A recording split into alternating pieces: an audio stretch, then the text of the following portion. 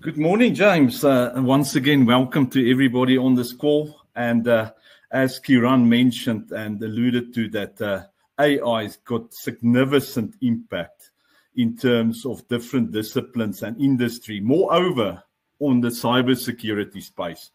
So what I'm wanting to cover today is giving you a little bit of oversight of how AI is changing the dynamics around cybersecurity. And of course, also touch in more detail how we can embrace and use that in our favor to really secure our businesses against these new type of cyber attacks. So what we do see, and this is that we see our traditional means and approaches no longer are sufficient to protecting us against these attacks. So our adversaries are really using AI technologies to enhance the volume, the speed, the velocity, the sophistication of those attacks, and even they become more smartly in terms of evasion of specific approaches. So to some extent, to such an extent that 45% of all the Fortune 500 companies are considering employing a chief artificial intelligence security officer. So to just re-emphasize this point, what I want to do is just give you a little bit of a scare, and not really a scare, but just show you some drastic statistics, how AI is impacting cybersecurity. And if we look at the first statistic there, is that every 17 minutes, it's scary to think, but every 17 minutes, there's a new vulnerability introduced into the wild. And just below that as well, that we saw that the impact of data breaches, 93% of our organizations have been breached more than twice, or at least twice in the last 12 months. And of course, also a scary statistic that we're looking at is only 80% of all organizations acknowledge that they won't be able, as they stand now, to defend against this new artificial intelligence attacks. So we do have a real challenge at hand here, and we see that the landscape are really being completely disrupted and influenced by the use of AI. So having said that, there's also the financial implication in terms of breaches. We can see what is the cost of a financial on the financial side, the cost of a breach, but also the delivery and the time for it to detect the breach. So reputational damage, financial damage, and even compliance to specific regulatory requirements like the POPIs of POPIA and GDPR and all of those type of regulations are just some of the challenges that we have to navigate in this new environment that we face.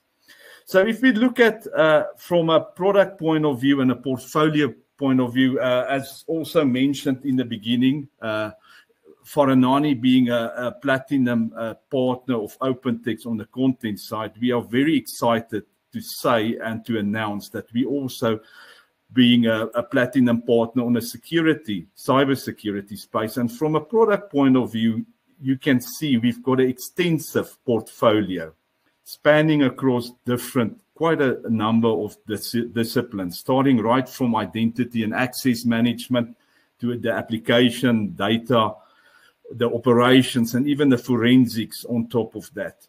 But however, what we really need to do is we need to look at a systematic approach where we really start utilizing these technologies, and through an augmented solution, we really help organizations to build a roadmap to really give them the confidence and give them the guidance in terms of really safeguarding their organizations against these new type of threats and vulnerabilities.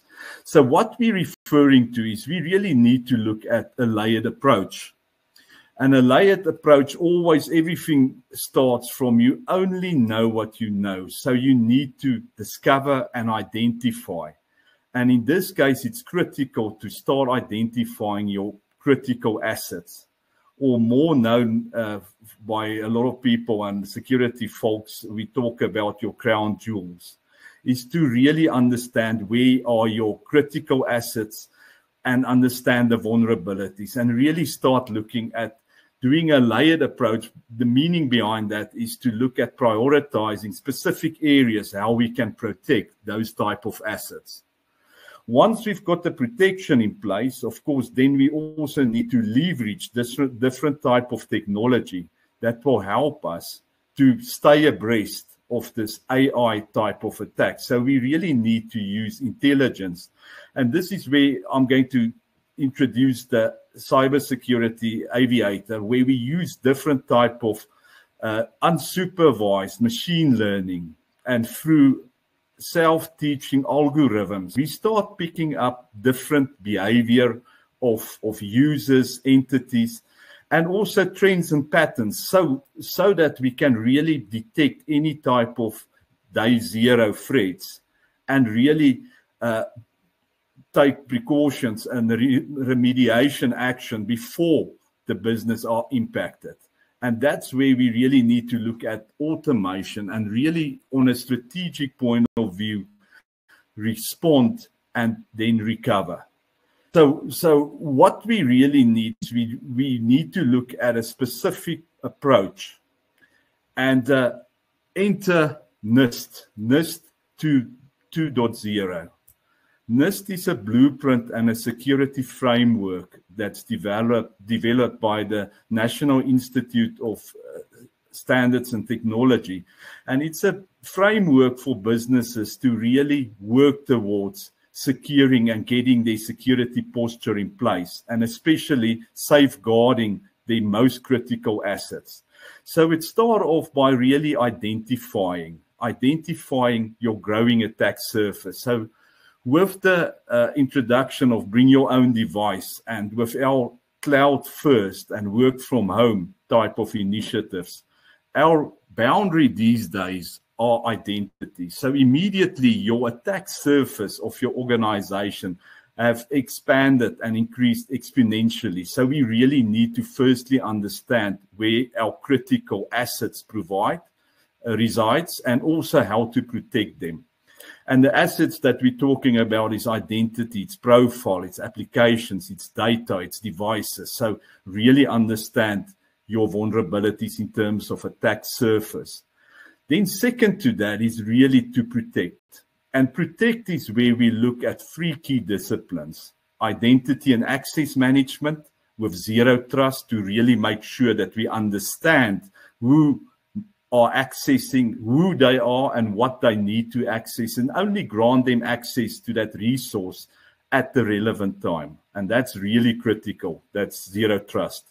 But also on the application side, applications is really enabling organizations. So the key that we need to ensure is to take out vulnerabilities in applications and really ensuring that we get the security up front instead of an afterthought, having security to test applications. If we look at black box and pen testing, all of those, we really need to shift it earlier into the development life cycle.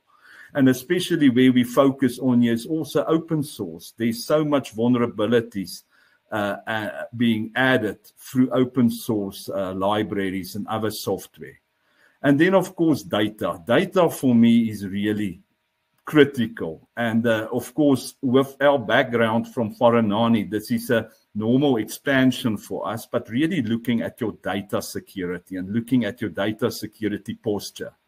And I'm going to elaborate a little bit on that, but really data being the lifeblood of the organization, you've got critical intellectual property and sensitive data that creates competitive advantage.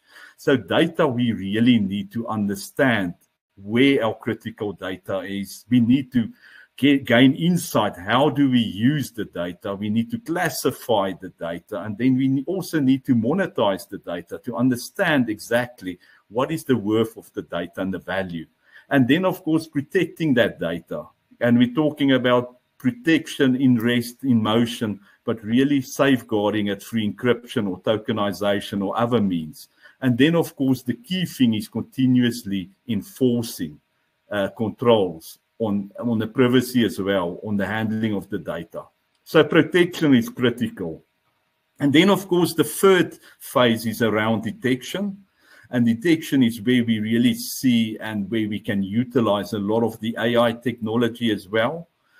In the case of OpenText, it's Aviator, where we use machine learning, unsupervised, where we get algorithms to learn specific behavior and to learn specific type of initiatives that's taking place in the environment to identify any type of vulnerabilities or strange behavior, or even from a device or from a user. But then to once we identify, of course, then the critical side is to respond. And respond in the sense of where we can quarantine or block or do a containment of a threat. But the key thing is around notification and also really having automation in there for remediation and taking really action. So the ability to recover strategically and respond is critical. And this is also where we can utilize the power of artificial intelligence to really bring in the efficiencies and the effectiveness of technology to really help us to embrace AI in our means to protect the organization. So this is quite a big process, and people always ask, and I get the question is, where do you start? How do you go about? Well, I normally say everything starts with discovery. You can't protect what you don't know. So really, discovery is the key. And then also, if we look at the attack vectors, for me, that is an obvious sign. And you can see from these statistics, we can see that data is really the critical element. So for me, data is really where I would start, especially after you understand your most sensitive data. You've classified it, you gain insight how you use that data. Then you really need to monetize that data, and you really also want to safeguard that data. And then, of course, once you've got that, you need to continuously govern the use of that data to ensure not just the protection, but the privacy. So from having said that, the key for me is really on the data side. And this brings me back to Aviator and Aviator for cybersecurity. And again, this is what you will see from an OpenText perspective. This is a module that sits on top of those different type of disciplines. But it uses machine learning and self-learning algorithms to really pick up, in the case of identity and access management, it will pick up the behavior of entities and users. And from there, we can then determine any abnormal behavior or different trends and patterns. If we look at data privacy, we start understanding and analyzing how data is used and where is it stored and why is it stored there and what is the value. So with Aviator from OpenText on the cybersecurity side, it's really changing the game in terms of cybersecurity. And again, this is something that we really need to embrace. So having said that, James, I want to maybe just throw out that poll, but also want to just, while we look at the poll, maybe just mention here and ask the audience and just mention to them about data security posture management. Have you done this? Do you understand what it entails? Basically, what we want to do is to really get a handle on where your sensitive data provides. And then once we've got this data to understand and get insight on how the data are utilized and monetize the value of the data, and then of course safeguard that data and to govern that. Like I say, why you want to do this? It's because the data is really having all your critical intellectual property, but your really confidential information. And it's really creating the differentiating factor for our organizations moving forward. So I really want to maybe just give you make you aware of during the data security posture management. And this is assessment that we've got out there. And I want to invite you to just make use of this promotion, where you can actually have a consultation with myself and some of the key experts to really look at understanding your data security posture. But during that exercise, also the key step is to identify any rot data.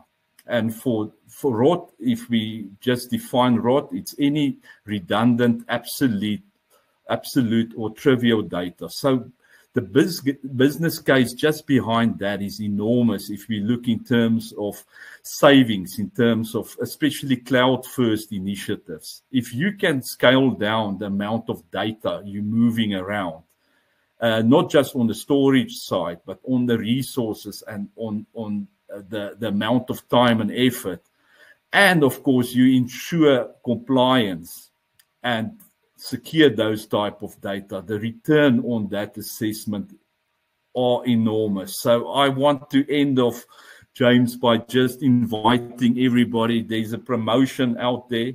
Again, you can just fill it in and contact us, and we will be glad to be in touch and talk to you regarding your data security posture.